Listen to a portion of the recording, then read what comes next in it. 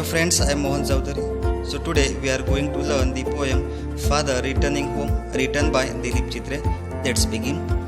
About the poet, Dilip Chitre was born 17 September 1938 and he was died December 10, 2009. He was a famous bilingual poet and translator with a remarkable work in Marathi and English. Dilip चित्रे हे प्रसिद्ध द्विभाषिक poet होते. त्यांनी मराठी आणि इंग्रजीमध्ये अनेक poem भाषांतर केलेल्या आहेत.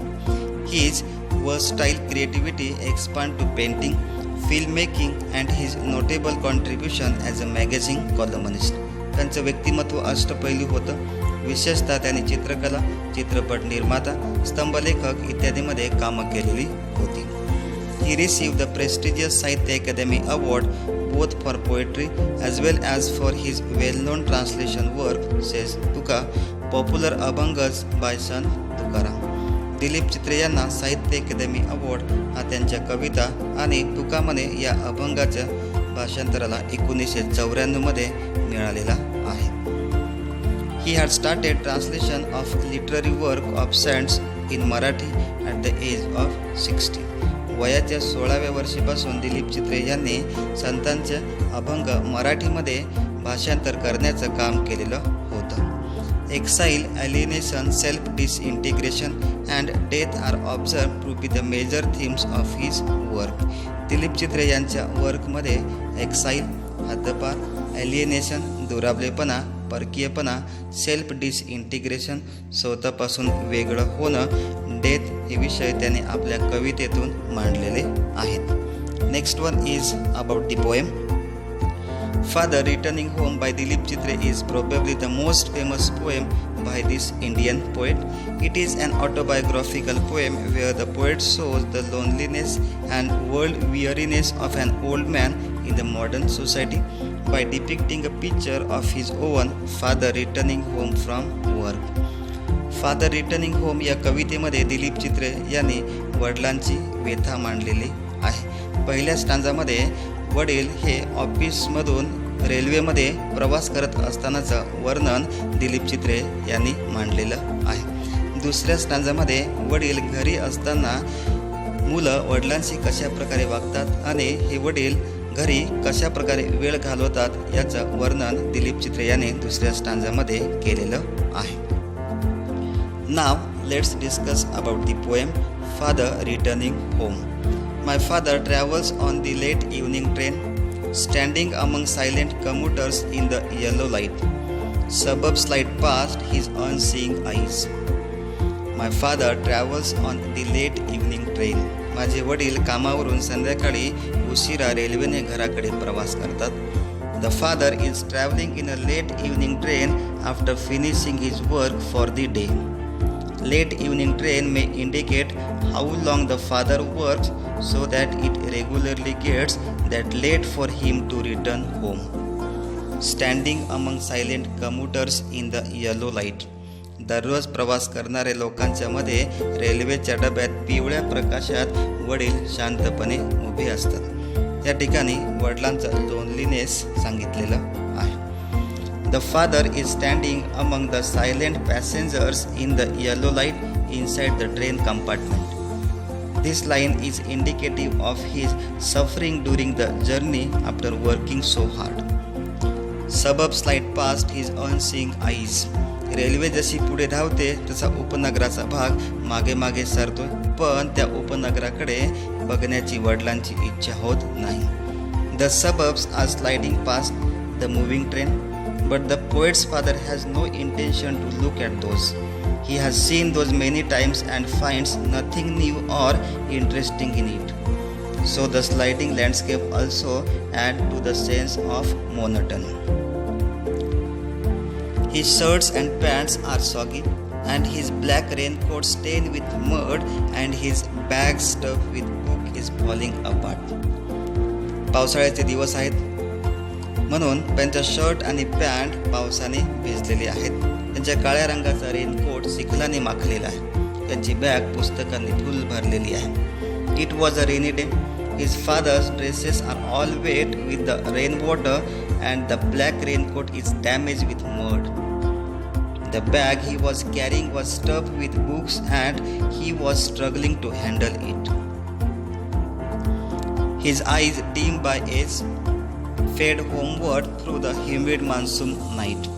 वयामानानुसार त्यांची नजर कमजोर झालेली आहे. पावसाळ्यातील दमट वातावरणात रात्री ते चाचपडत घराकडे निघतात.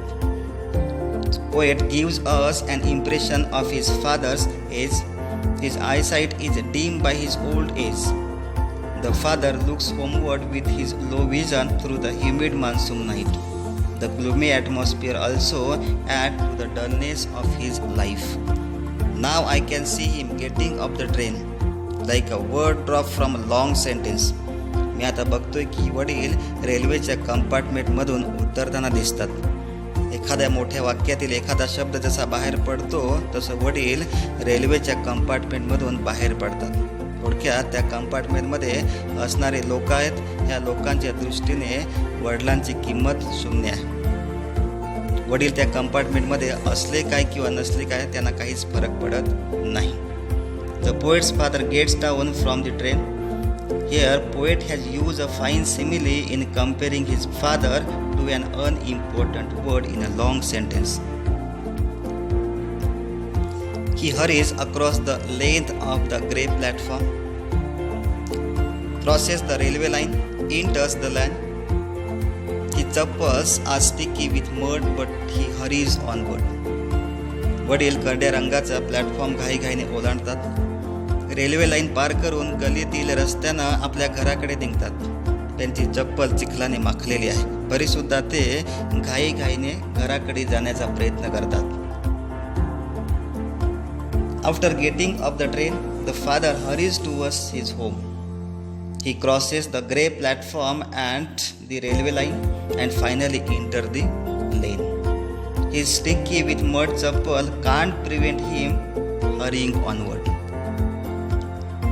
Home again, I see him drinking whiskey, eating a stale chapati, reading a book.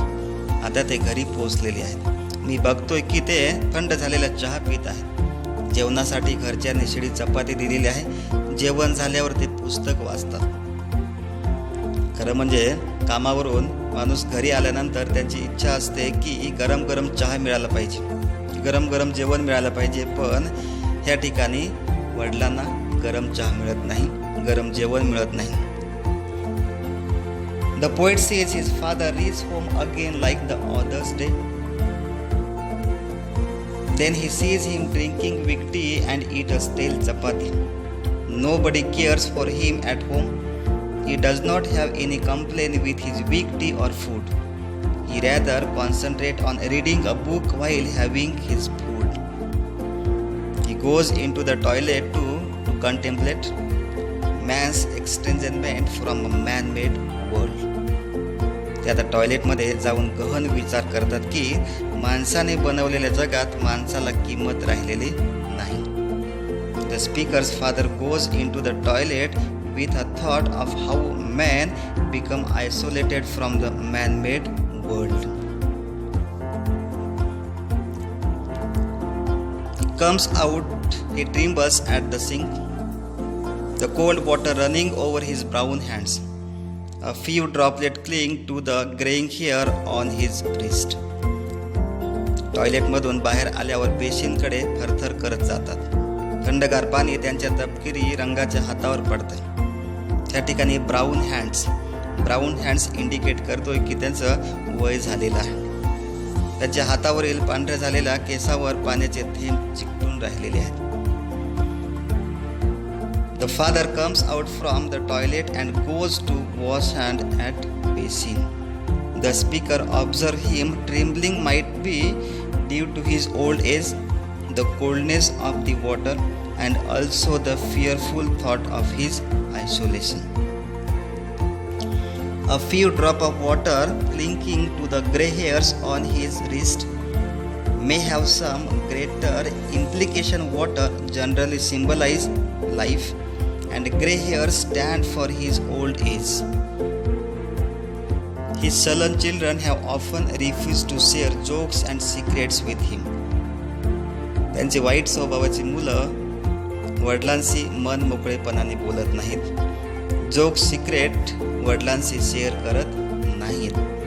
His bad tempered children refuse to share jokes and secrets with him. They regard him as an outdated, unwanted burden, though he seemed to be the only earning member of his family. He will now go to sleep listening to static on the radio, dreaming his ancestors and grandchildren, thinking of nomads entering a subcontinent through a narrow pass. ते आता झोपायला जाणार आहेत. झोपण्यापूर्वी ते रेडिओवर चालू घडामोडी ऐकतात आणि ते पूर्वजांचे आणि नातवंडांचे स्वप्न बघतात. आणि भटक्या जमाती ह्या खैबर खिंडीतून भूतकाळात आलेल्या होत्या हे त्यांना स्वप्नात दिसतं.